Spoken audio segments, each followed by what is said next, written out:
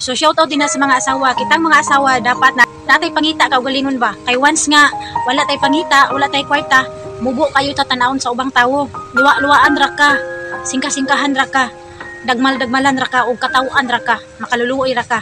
No? Pareha ra gud na sa kanang mag-attend ka og birthday or mga okasyon. Ang dato, kung kwartahan ka, pwede na ka makauli dayon inig kumakaon. Pero inig pobre ka, di ba kakauli dayon kay kinahanglan pa man ka manghugas og plato. Kung pobre ka, daog-daogon ra ka. So kinahanglan na agid tay kwarta nga pangita. Ato ang kaugalingon para dili ta kaminusan. Kinahanglan pod nga naagid tay kagulingong kwarta kay money is power. Kung ato arang bana nangita kwarta o daghan siya kwarta, daghan pod na og babayi. Kung mas daghan ang kwarta, mas daghan pod na iyahang babayi. So dili ta kabuot kay nagsalig raman ta sa iyaha, no? Napoy uban din ang mga lalaki mohatag manggaling sa ilang asawa, pero buy-buyon ka.